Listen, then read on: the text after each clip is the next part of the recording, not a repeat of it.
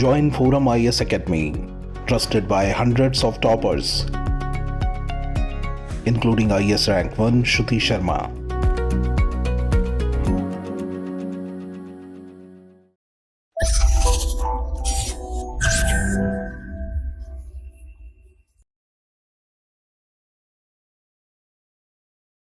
Hello friends, this is Gautam Pandey coming up with the next round of News Simplified. In this video, we will discuss about what is Nagorno-Karabakh region और साथ ही साथ ये भी समझेंगे why are tensions raging in this region. So first of all, let's see why it is news.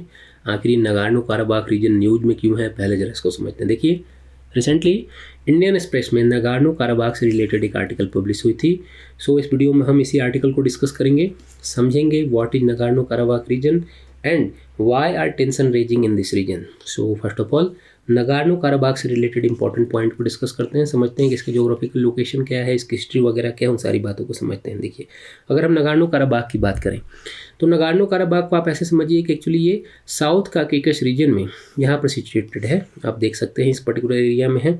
अगर आप इसके geographical location को समझें तो आप इस मैप के थ्रू से आसानी से समझ सकते हैं. देखिए, ये रहा यहाँ पर ईरान, यहाँ पर है अजरबैजान, यहाँ पर अर्मेनिया, यहाँ पर है रशिया, यहाँ पर है टर्की एंड ये पर्टिकुलरली एरिया जिसकी हम बात कर रहे हैं नगार्नो-काराबाख, ये येलो वाले शेड में यहाँ पर है सिचुएटेड.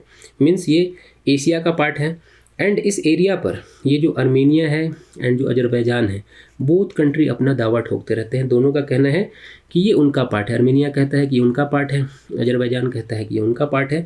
बट अगर हम इंटरनेशनल कम्युनिटी के अकॉर्डिंग बात करते हैं तो नगार्नो-काराबाख रीजन अजरबैजान का पार्ट माना जाता है, ना कि अर्मेनिया का पार्ट माना जाता है. तो यहाँ तक क्लियर है.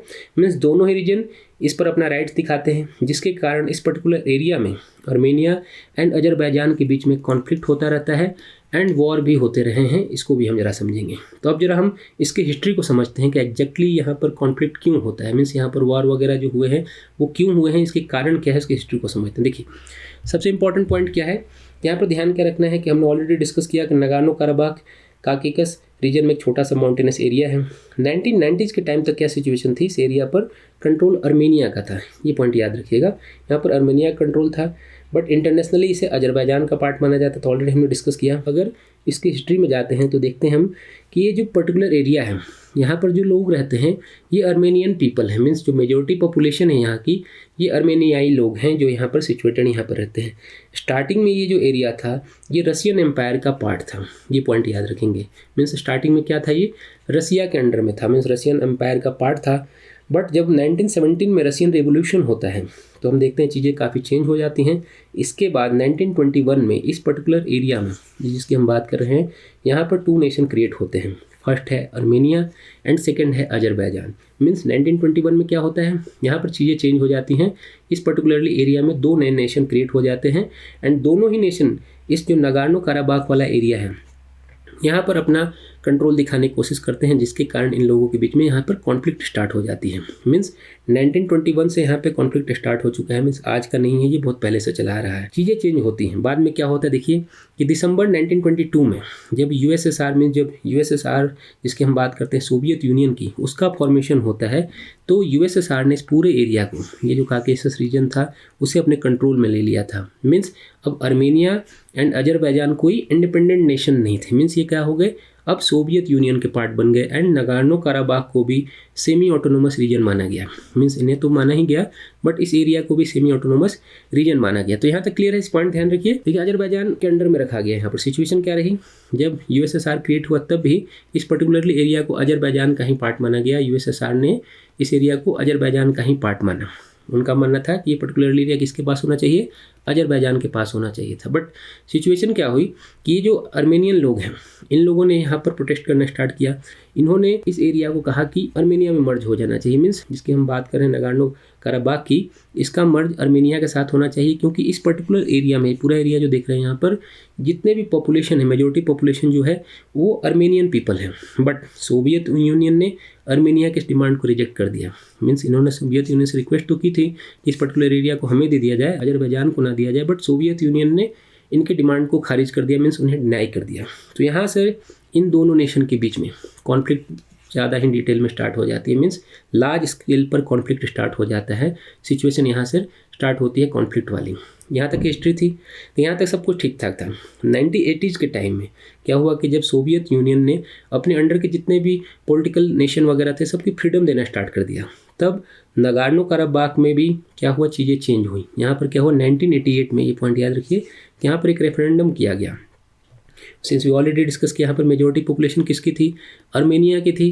तो इन लोगों ने अर्मेनिया के सपोर्ट में फेवर में वोट किया एंड इनका मानना था कि अब हम अजरबैजान के पार्ट नहीं रहेंगे, हमें अर्मेनिया में मर्ज हो जाना चाहिए। मीन्स वहाँ पर रेफरेंडम भी हो गया और अर्मेनिया में यहाँ पर मर्ज होने की बात भी होगी। बट अजरबैजान उस समय तक ज़्यादा पावरफुल हो चुका था। अजरबैजान ने इस पूरे रेफरेंडम को यहाँ पर सप्रेस कर दिया एंड नगार्नो काराबाख अजरबैजान का ही पार्ट बना रहा। 1988 तक सिचुएशन ऐसी रही। इसके बाद चेंज होते हैं। देखिए इसके बाद चेंज क्या होता है कि आफ्टर 3 इयर्स एक ऐसी इंसिडेंट हुई जिसने पॉलिटिक्स को ही चेंज कर दिया। ये था यूएसएसआर का डिजॉल्व। 1991 में जब यूएसएसआर डिजॉल्व हुआ उसके कारण बहुत सारी चीज़ें चेंज हो गई। फिर से क्या हुआ, अर्मेनिया एंड अजरबैजान फिर से इन्होंने अपने आप को इंडिपेंडेंट डिक्लेयर कर दिया एंड जैसे ही इंडिपेंडेंट दोनों डिक्लेयर किया, दोनों ने इस नेशन के लिए, इस पर्टिकुलरली एरिया के लिए यहाँ पर वॉर स्टार्ट होगी इन दोनों के बीच में। ये वॉर कोई छोटी मोटी वॉर नहीं थी। कहा जाता है कि मोर देन 30,000 लोग, ये पॉइंट याद रखिएगा, मोर देन 30,000 लोगों की यहाँ पर डेथ हो गई थी इस वॉर के कारण। तो 30,000 लोगों की डेथ हो गई एंड ये वॉर 3 ईयर्स तक चला। 1991 से लेकर सोचिए कि 1994 तक ये वॉर चलता रहा। बहुत सारे लोगों की डेथ हुई एंड चीज़ें चेंज हो गई। यहाँ पर क्या हुआ, अर्मेनिया की विक्ट्री हो गई इस बार। 1994 में सिचुएशन चेंज होगी। पहले क्या था, अजरबैजान ज़्यादा पावरफुल था बट अब अर्मेनिया की पावर यहाँ पर ज़्यादा हो गई एंड इस वॉर को अर्मेनिया ने विन कर लिया एंड इस पर्टिकुलर एरिया को अपने में मिला लिया और उन्होंने इसे आर्टकस कहा, रिपब्लिक ऑफ आर्टकस कहा। बट जैसा कि ऑलरेडी हम डिस्कस कर रहे हैं कि इंटरनेशनल कम्युनिटी नगार्नो काराबाख को अजरबैजान का पार्ट मानती थी। सो ये जो आर्टकस है उसे इंटरनेशनल कम्युनिटी से कोई रिकॉग्निशन नहीं मिला एंड यहाँ पर 1994 में, ये पॉइंट याद रखिएगा कि 1994 में यहाँ पर अर्मेनिया एंड अजरबैजान के बीच में, दोनों के बीच में एग्रीमेंट हुई, सीज फायर एग्रीमेंट किया गया। मीडिएटर बना रसिया, मीन्स रसिया बीच में आया और इन लोगों के बीच में यहाँ पर सीज फायर कराई, इनके बीच में समझौता कराया, एग्रीमेंट कराया कि भाई लड़ाई झगड़ा छोड़ो, कुछ एरिया तुम रख लो, कुछ एरिया इन्हें दे दो। देखिए सिचुएशन क्या हुई, एग्रीमेंट हुई। एग्रीमेंट के अकॉर्डिंग क्या था कि कुछ एरिया को अजरबैजान को देना था अर्मेनिया को। अर्मेनिया ऑलरेडी ये सब सारी जीत चुका था, पर्टिकुलरली बहुत सारे यहाँ के भी एरिया जीत चुका था। मीन्स अर्मेनिया अजरबैजान के कुछ पार्ट को भी जीत चुका था। रसिया ने कहा कि भाई अर्मेनिया से कि आप कुछ पार्ट इन्हें दे दो और कुछ पार्ट अपने पास रख लो। बट अर्मेनिया ने इसे डिनाई कर दिया, मीन जो एग्रीमेंट था उसे मानने से इनकार कर दिया एंड इस पर्टिकुलर एरिया के साथ साथ ये जो पर्टिकुलर एरिया इन्होंने जहाँ पर भी कुछ जीत रखे थे उसे भी अपने कब्जे में रख लिया एंड यहाँ पर पूरा अधिकार किसका हो गया, अर्मेनिया का हो गया। सिचुएशन चेंज हो गई। अर्मेनिया यहाँ पर ज़्यादा पावरफुल था 1994 में एंड अजरबैजान भी यहाँ पर ये मान चुका था कि ये पूरा का पूरा रीजन क्या है, अर्मेनिया के चला गया है। उन्होंने मान लिया कि भाई अर्मेनिया का पार्ट हो गया। चीज़ें चेंज हो गई। 1994 तक क्या हो गई, चीज़ें चेंज हो गई। 1994 से लेकर 2020 तक, पॉइंट ध्यान रखिएगा, इतने लंबे समय तक यहाँ पर कोई ज़्यादा कुछ कॉन्फ्लिक्ट वगैरह देखने को ना मिली। ऐसा माना जाता है कि इस बीच में ये जो अजरबैजान जो है पूरी तरह से डिफीट हो चुका था, इसने अपने आप को स्ट्रॉन्ग करना स्टार्ट कर दिया एंड 1994 से लेकर 2000 तक जितनी भी अपनी मिलिट्री थे उसके मॉडर्नाइजेशन पर बहुत ज़्यादा फोकस किया। सब कुछ नॉर्मल रहा। 2020 में यहाँ पर अजरबैजान को टर्की का सपोर्ट मिला एंड टर्की के सपोर्ट से अजरबैजान ने अर्मेनिया पर पूरी तरह से अटैक कर दिया। कहा जाता है कि बहुत भारी अटैक था यहाँ पर। ये वॉर 44 तक चलता रहा, मीन्स 44 डेज तक अजरबैजान एंड अर्मेनिया के बीच में वॉर होती रही। फाइनली नवंबर 2020 में अजरबैजान ने विक्ट्री डिक्लेयर कर दी एंड अर्मेनिया ने यहाँ पर सरेंडर कर दिया। चीज़ें चेंज हो गई। देखिए 1994 में क्या सिचुएशन थी, अर्मेनिया ज़्यादा पावरफुल था, इसने पूरे एरिया को जीत लिया था। बट 2020 में अजरबैजान ज़्यादा पावरफुल हो गया एंड यहाँ पर विक्ट्री अजरबैजान की हुई एंड अर्मेनिया ने यहाँ पर सरेंडर कर दिया। सरेंडर करने का मतलब समझ सकते हैं, अब पूरी की पूरी अजरबैजान के अकॉर्डिंग उन्हें बात माननी थी। अजरबैजान के अकॉर्डिंग इस एरिया पर उन्हें सारी बातें माननी थी। फिर से सीज फायर हुआ एंड फिर से रशियन मीडिएटर के तौर पर आए एंड सीज फायर के अकॉर्डिंग नगार्नो काराबाख बहुत सारे एरिया अजरबैजान के पास चला गया है। ये जो आप देख रहे हैं पर्टिकुलरली रेड वाला एरिया अभी भी अजरबैजान के पास है एंड कुछ एरिया, ये जो आप पर्टिकुलरली एरिया देख रहे हैं, ये यहाँ पर अभी भी अर्मेनिया का कंट्रोल है। बट कॉन्फ्लिक्ट ऐसा नहीं है कि ख़त्म हो गया। चीज़ें आप समझ सकते हैं, जिन्होंने सरेंडर किया था तो कॉन्फ्लिक्ट तो ख़त्म होना नहीं था।